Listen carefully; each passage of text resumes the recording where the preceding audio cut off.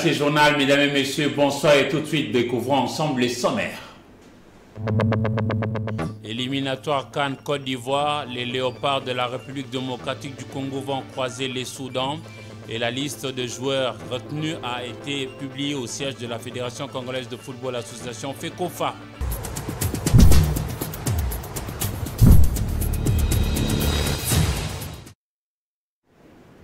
Mesdames et messieurs, bonsoir. Cette grande édition du journal reçoit pour vous Joseph Edeba. Il est cadre au niveau de LGD, Leadership pour la bonne gouvernance de Matata Pogno. Bonsoir Edeba Joseph. Bonsoir cher Eric Kiziami. Merci de l'invitation pour cette émission.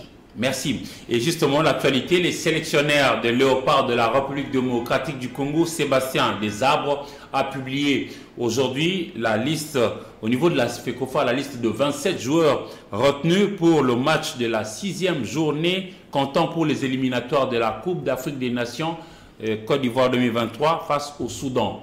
Il est au micro de Patrick Borel-Mokendi. Alors, au niveau des gardiens de but, 3 gardiens de but sont convoqués pour le mois de septembre. Donc nous avons Esdras Kabamba de Bravo de Maki en Angola. Nous avons Siadi Badjo Tepe Mazembe Congo et Lionel Mpazi Rodez France. Ce sont les 3 gardiens. Au niveau des défenseurs, nous avons Gédéon Kaloulou de Lorient, France. Jordan Ikoko Pafos. Nous avons Vital Nsimba Bordeaux, France. Arthur Masuaku Besiktas, Turquie.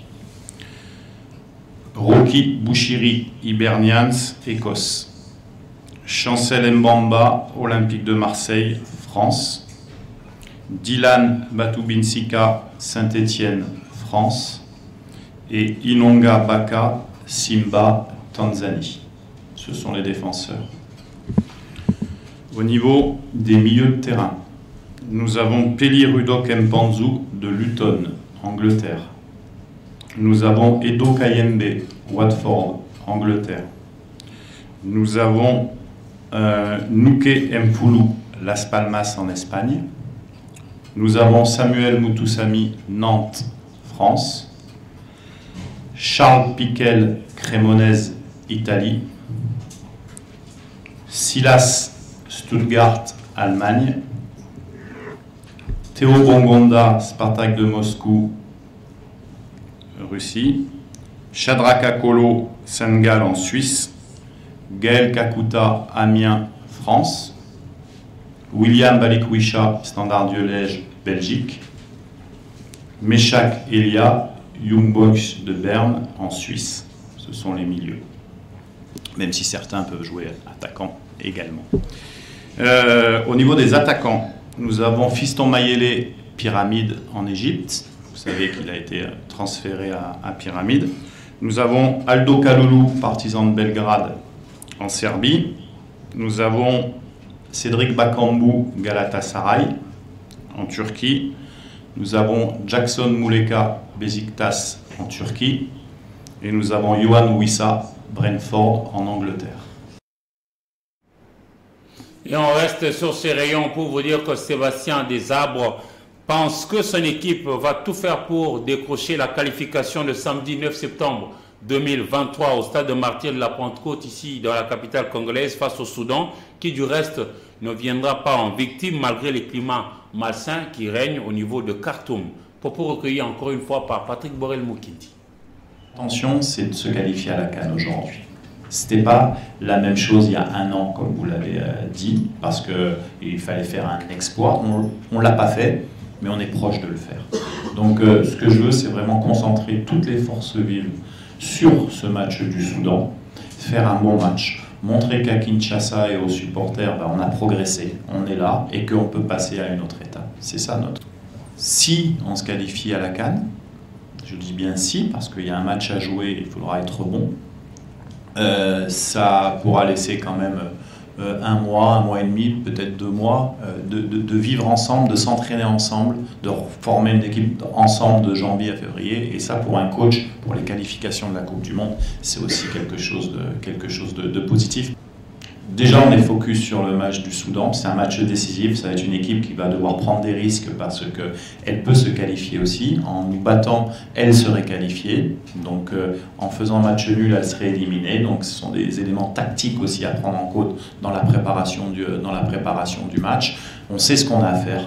On va bien préparer le plus sérieusement possible. On va parler que de ce match du Soudan. Et puis après, on verra ce qui se passe. On est extrêmement content de jouer au stade des Martyrs parce que ça fait un petit moment que la sélection nationale n'a pas fait un match à Kinshasa. Comme on était très content d'aller à Lubumbashi pour le match de la Mauritanie parce que ça permettait également d'être dans un autre contexte et de pouvoir faire voyager l'équipe nationale. Aujourd'hui, c'est à Kinshasa, c'est quelque chose que je voulais, voilà, pareil, le président de la République, le ministre, le président de la fédération voulaient également. Tout a été mis en œuvre pour que ça soit homologué avec beaucoup de travail de tout le monde.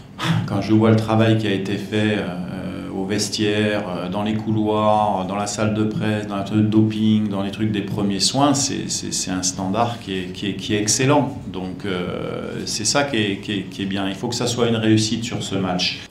Après cette rencontre décisive face aux Soudanais, les Congolais auront un calendrier de matchs costaud, 3 rencontres amicales et 2 premières journées des éliminatoires de la Coupe du Monde.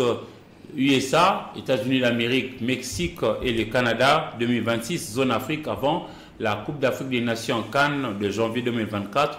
Commentaire Patrick Borel-Mukendi, Rigoumoulo. Sans griffe au début de cette campagne des éliminatoires de la Coupe d'Afrique des Nations Côte d'Ivoire 2023 qui se jouera au mois de janvier 2024 avec 2 défaites face au Gabon et les Soudan sous Hector Cooper. La venue de Sébastien Desabre à la tête de l'équipe nationale de la RDC a tout changé et les Léopards se sont réveillés du profond sommeil. Puis sortir leurs griffes pour battre tour à tour la Mauritanie et les Gabons et à ces jours, le Congo-Kinshasa a son destin entre les mains. Gagner les Soudans au stade des Martyrs de la Pentecôte de Kinshasa lors de la 6e et dernière journée des éliminatoires prévue le samedi 9 septembre 2023. Une victoire, la RDC prendra son ticket pour le pays de Didier Drogba. Mais après cette rencontre décisive, les Léopards affronteront les Bafana Bafana de la République sud-africaine à Johannesburg le mardi 12 septembre 2023. Selon Sébastien Desabre, coach des Léopards, au mois d'octobre, la RDC jouera 2 rencontres amicales qui préparent les 2 premières journées des éliminatoires de la Coupe du Monde 2026. Match aller et retour. Les 9 premiers seront qualifiés pour la Coupe du Monde États-Unis, Mexique, Canada 2026. Les 4 meilleurs deuxièmes vont s'affronter et le vainqueur affrontera à son tour en barrage intercontinental un représentant de la zone Asie-Océanie. Et on en vient à la méthode de publication de résultats de l'examen d'État édition 2023 par intermittence adoptée par le ministère de l'Enseignement primaire, secondaire et technique EPST qui a prévu aujourd'hui jeudi 24 août 2023 de se pencher sur Kinshasa Mont-Amba. Ainsi, le résultat publié pour le district de Mont-Amba avec ses communes Limete, Ngaba, Matete, Lemba qui s'insofont état de 17 lauréats avec au moins 70%. À la fiche des faits, l'élève Caroline Mambo Kabulo de la commerciale école collège Saint-Raphaël a réalisé 85%. Il est suivi d'un écart d'1% par Jennifer Kibanda Mayabou des sciences du même établissement, c'est-à-dire le collège Saint-Raphaël. Et ce petit classement se clôture avec Sharon Tumba Ilonga en nutrition, de l'ITA Mombele à Limité toujours, et Liliane Mavinga Nsasi de latin philo à l'Institut Mont-Amba 1 qui ont réalisé plutôt chacun 81%. Et en intermittence, la suite des résultats pour la ville de Kinshasa sera communiquée dans les jours qui suivent. Et notez que le pays émergent de BRICS, entendez le Brésil, la Russie, l'Inde, la Chine et l'Afrique du Sud, se sont réunis en août 2023 au pays de Mandela en vue de la coopération par rapport au commerce dont le 15e sommet a été clôturé avec 6 autres nouveaux membres admis dans ces groupes. Suivez ces commentaires de Charlène Moutahali et Patricia Moini. Il s'agit ici du 15e sommet de BRICS, c'est-à-dire un sommet regroupant 5 pays, à savoir le Brésil, la Russie, l'Inde, la Chine et l'Afrique du Sud. Cette rencontre de Johannesburg a eu comme objectif d'inciter certains pays africains à adhérer au G20 afin de booster davantage leur développement.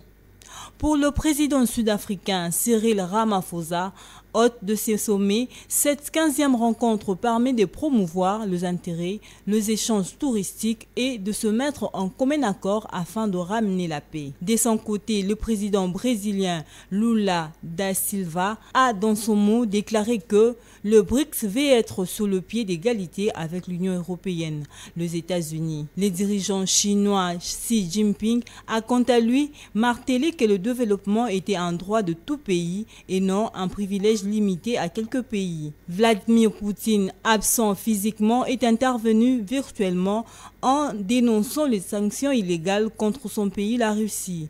L'Inde, pays membre également de BRICS, représenté par son premier ministre Narendra Modi, a dit à ses collègues de soutenir son idée de faire participer l'Union africaine au G20. Il faut dire que le BRICS compte 6 nouveaux membres: l'Iran, l'Éthiopie, l'Argentine, l'Égypte, l'Arabie saoudite et les Émirats arabes unis. Et les sommets de BRICS ouverts le mardi s'est clôturé aujourd'hui au pays de Mandela, nous l'avions dit, avec la participation de plusieurs pays africains invités dans l'objectif d'élargir ces blocs économiques et faire le contrepoids au G20. Ces assises ont été fort marquées d'ouverture idéale en vue de l'affermissement sociétal de pays qui les constituent. À cet effet, le BRICS s'ouvre à 6 nouveaux pays, dont 2 du continent africain. La République démocratique du Congo a été représentée par le Premier ministre chef du gouvernement Sama Lukonde Kyenge. Plusieurs discours de chefs d'État ont marqué cette 15e sommet, mais celui du président brésilien Lula da Silva Ignacio a été quand même assez poignant, disant que les États membres de BRICS devraient tout faire pour ne plus jamais utiliser les dollars américains dans les échanges commerciaux comme ça se fait actuellement.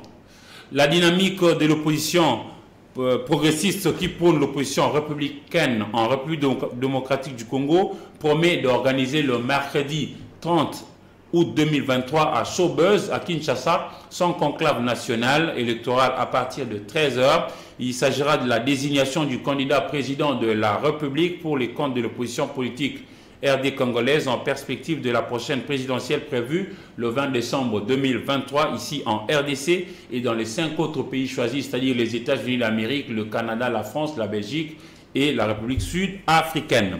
Le procès sur l'affaire général-major Ilondo et Fondo Igo et consorts poursuivis pour incitation de militaires et détournement d'un véhicule de militaires, l'arrêt avant dire droit de la haute cour militaire sur le mémoire unique des avocats du prévenu capitaine Mali est attendu pour le lundi 4 septembre 2023. Il dénonce ce qu'il qualifie de violation de certaines dispositions de la loi par le ministère public. Sylvain Kapombobo Sengele.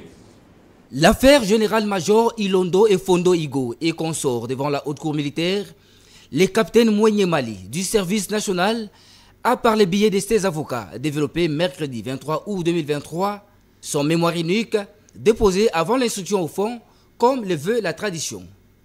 Les praticiens du droit ont soulevé 2 préalables dans lesquels ils ont évoqué la violation par le ministère public de l'article 53 du Code des procédures pénales ordinaires et la violation de l'article 57 parlant de l'irrégularité des saisines de la haute cour militaire. Il y a violation de l'article 53 du Code pénal ordinaire qui dit que lorsque le ministère public décide de poursuivre, il communique. Dans ses avis, l'organe poursuivant a soutenu que les observations faites et contenues dans ces mémoires uniques de la partie prévenue sont non fondées. Dans le cas d'espèce, il y a eu la décision de renvoi.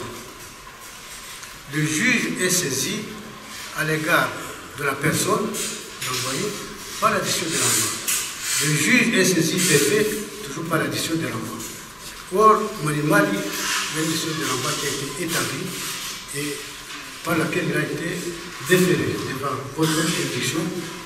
Lady Mémoriné, qu'il faut le dire, a été donc prison délibérée par la Haute Cour militaire qui a promis de se prononcer par un arrêt avant dire droit le lundi 4 septembre 2023. Rappelons tout de même que le prévenu général-major Hugo Ilondo et ses complices au nombre de 4 sont poursuivis pour incitation des militaires et détournement des véhicules des militaires. C'est vrai qu'il n'y a pas encore de sentence, mais il s'agit quand même d'un général-major, c'est-à-dire 2 étoiles avec la bande rouge qui est accusé. Joseph Edeba, comment jugez-vous globalement la manière dont la justice est administrée en République démocratique du Congo? Cher Eric Iziami, les Congolais aujourd'hui apprennent avec stupéfaction comment est-ce que dans le régime où le président de la République est issu de l'opposition d'ailleurs républicaine, comment est-ce que la justice est en train de baisser la qualité, et donc nous sommes très surpris parce que vous allez vous rendre compte par exemple de la baisse de la justice dans le dossier Matata où nous apprenons avec stupéfaction l'acharnement sur sa personne, l'acharnement en couleur bien sûr, où tout Congolais sait voir, malgré la campagne de la diabolisation contre lui, que ce Messie est poursuivi pour des raisons qui ne sont pas valables. Et donc c'est regrettable absolument. Le peuple ne sera pas très content de permettre encore à ce qu'il y ait des dirigeants pareils et reprendre les bâtons de commandement pour essayer de continuer avec la gestion encore une fois. À vous entendre parler, c'est-à-dire que vous êtes de ceux qui pensent que Matata ne doit répondre de rien de ce qui s'est passé. Mais M. Matata a déjà répondu plus d'une fois. Quelqu'un qui a eu la décision de la Cour constitutionnelle, un arrêt rendu au nom du président de la République. Quelqu'un qui a eu 2 fois les arrêts de la Cour de cassation n'est pas celui n'est pas celui qui peut fuir la justice. Et donc, M. Matata, en tant que sénateur, est justiciable devant la Cour de cassation. Si aujourd'hui il arrivait qu'il vous vole votre bien, la Cour de cassation est disposée à le juger. Mais pour l'instant, il n'y a aucune disposition dans la Constitution qui prévoit que l'on juge un ancien Premier ministre pour les infractions qu'on lui reproche à l'occasion de l'exercice de son mandat. Voilà. Je vous retiens un moment pour parler des sinistrés du marché Matadi Kibala qui ont reçu la visite de réconfort du gouverneur de la ville de Kinshasa, Jean-Tini Ngobila Mbaka, qui est allé voir ce qui s'est passé dernièrement dans ces rayons. Suivez ces commentaires de Fofana Moukoubi.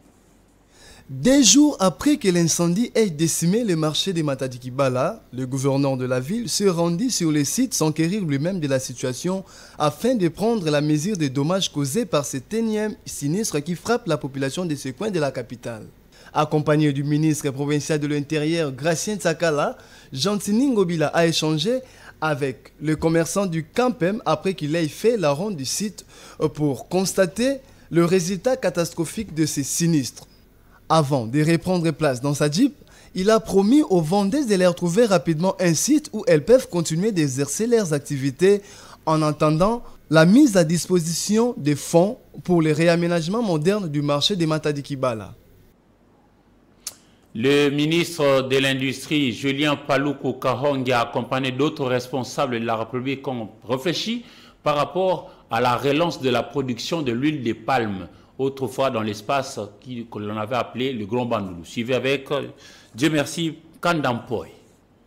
En général et celle de la province du Kwilu en particulier renouera dès le mois de septembre avec la consommation de l'huile de palme brute, huile palmiste et huile raffinée. Le ministre de l'Industrie, Julien Paluku Kahongia, a présidé ce jeudi à Kinshasa la réunion du dernier virage avec la participation du directeur général du Fonds de promotion de l'industrie, accompagné des experts de son institution ainsi que ceux de l'Agence nationale d'électrification et des services énergétiques en milieu rural et périurbain qui sont déjà à pied d'œuvre pour la construction d'une centrale photovoltaïque. À l'issue de la projection de la vidéo qui retrace les travaux déjà réalisés sur fonds propres du gouvernement de la République par le truchement du FPI, Yanced Kabamba, qui coordonne ce projet, a rassuré le ministre de l'Industrie que tout est fin prêt pour inaugurer ces usines. En date du 2 juin de cette année, le Conseil des ministres a pris l'option que notre usine devrait être inaugurée au mois de septembre.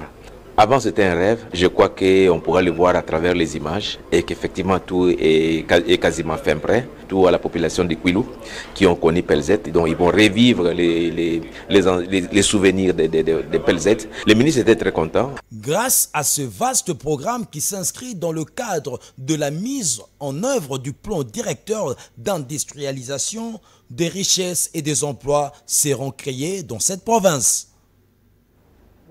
Et justement, l'agriculture reste un chapitre important pour relever le pays. Comment voudriez-vous que notre justice puisse fonctionner pour justement aider à ce que ces secteurs puissent, par exemple, redevenir ce qu'il a été autrefois?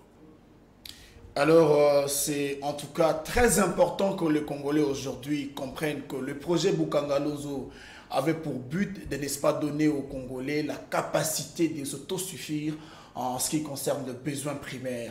Mais l'alimentation. L'alimentation, voilà. Cependant, M. Matata, jusqu'à ce qu'il sorte de la primature, a laissé Bukangalozo en train de fonctionner pour atteindre des buts escomptés.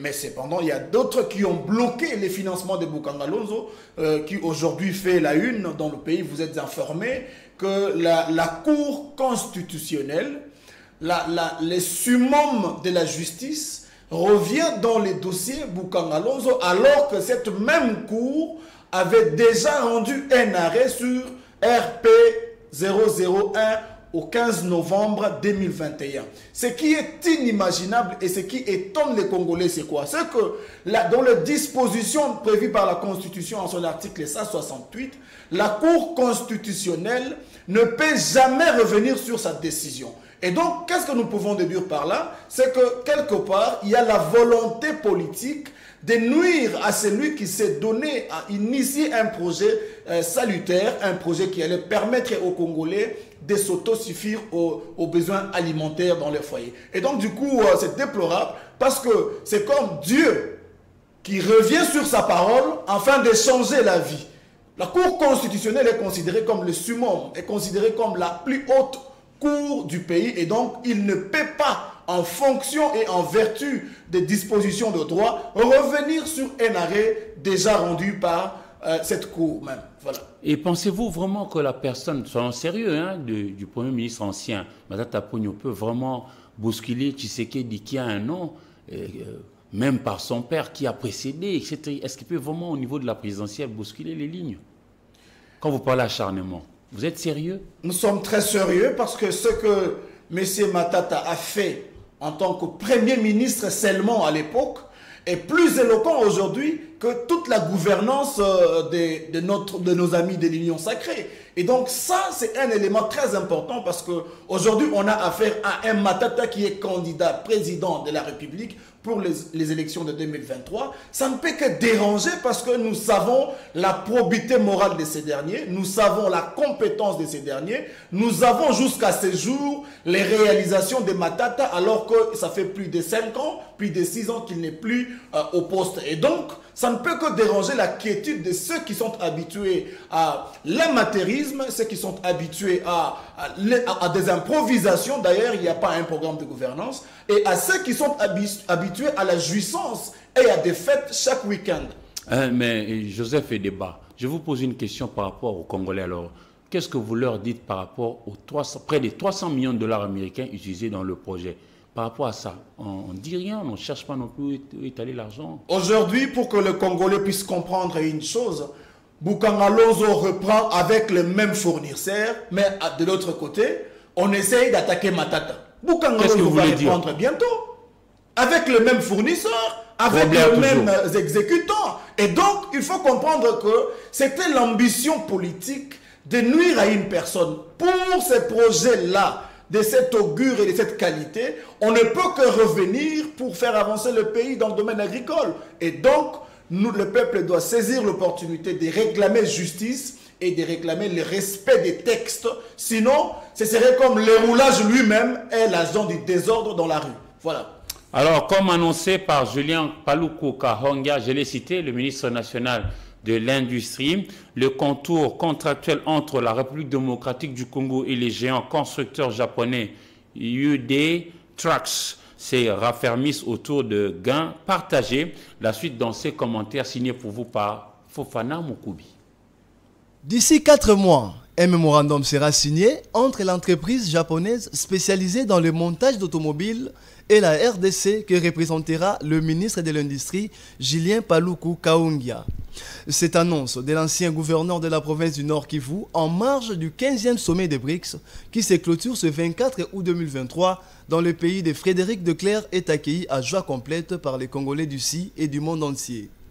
Cette société sera basée dans les 3 zones économiques spéciales afin de répondre aux besoins de la population en fait de transport. Et, sous d'autres cieux, une adoption par elle de modèles des zones économiques spéciales anticipativement évoqué et proposé par la délégation congolaise lui permettra d'accéder à tous les avantages liés à l'importation de matières premières.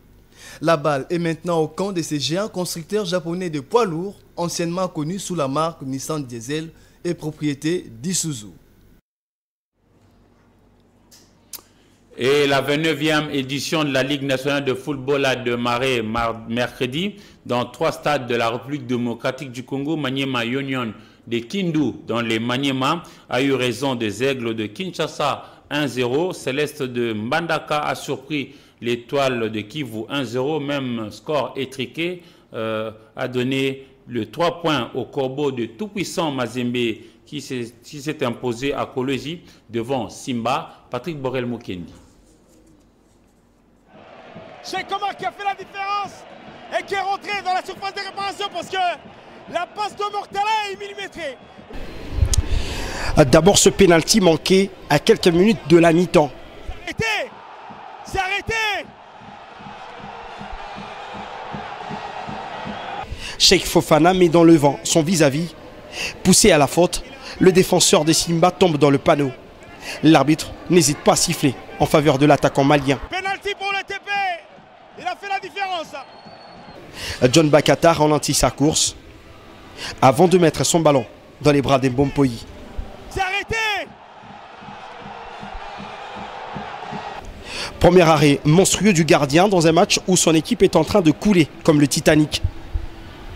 Le portier des Kamikazes n'a fait que retarder le naufrage collectif jusqu'à ce que Lamine Diaye lance Philippe Traoré à la place de John Bakata. Le centre et la tête et le but, l'ouverture de score de Philippe Traoré. Un superbe centre Un jour de paye pour le Malien. À sa 3e touche de balle, Philippe Traoré déverrouille le match. Le délicieux ballon de Ibrahim Traoré, l'attaquant de Corbeau dans le bon tempo, justifie ce pourquoi Lamine Diaye l'a emmené avec lui pour cette première sortie. Le gardien qui s'est trouvé pratiquement. Philippe Traoré, on ne l'a pas annoncé, mais il vient de remplacer John Bakata sur cette seconde période. Coaching payant.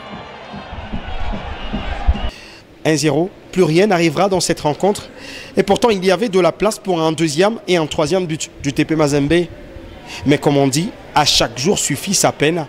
Les Corbeaux, au-delà de ce service minimum, ont montré un beau visage et certainement manqué de réussite. Et Joseph et Débat, nous sommes en train de chuter. Qu'est-ce qui fait qu'une question de curiosité, il y a eu 2 Dieudonné. Le premier, Kalouba, qui a pris un arrêt, et le deuxième, qui a donné un autre arrêt contraire au premier. Alors que tous ont fait la même école, c'est-à-dire les études des droits, et puis ont été tous membres de la haute cour. Qu'est-ce que ça vous inspire comme commentaire? Alors, le droit a été dit avec les premiers présidents de la Cour constitutionnelle parce qu'il s'est fondé sur Dieudonné Kalouba. Dieudonné Kalouba. En tout cas, nous saluons sa bravoure parce que face à la manipulation, à la machination politique, il s'est tenu droit dans ses bottes et a dit les droits. Cela l'a coûté son poste de président de la Cour constitutionnelle. Mais aussi, une chose est sûre, cher Eric, il faut savoir que le LGD est une moule qui transcende les valeurs. Le LGD est un parti des ruptures. Le LGD, c'est un parti des élites. Et donc, son président ne peut que faire pair, puisque désormais le LGD s'inscrit dans le cadre d'aller aux élections avec espoir et avec assurance de faire la rupture avec l'incompétence. Et donc son président ne peut que faire objet d'acharnement. Et voilà pourquoi il s'abrite derrière un seul dossier, puisqu'il n'y en a pas d'autre, de Boukangalonzo, où il y a déjà un arrêt rendu par la Cour constitutionnelle, pour essayer de les chercher des ennuis. Et donc voilà. Alors là, ça sera à la population de la République démocratique du Congo d'étancher. Mesdames et messieurs, ce journal va se clôturer. Mais avant, voici le rappel des titres. Éliminatoire CAN Côte d'Ivoire, les léopards de la République démocratique du Congo vont croiser les Soudans et la liste de joueurs retenus a été publiée au siège de la Fédération congolaise de football, association FECOFA.